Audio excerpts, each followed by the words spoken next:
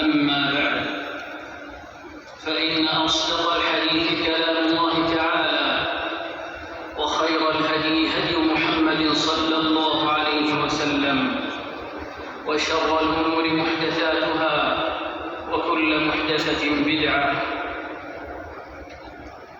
أيها المسلمون،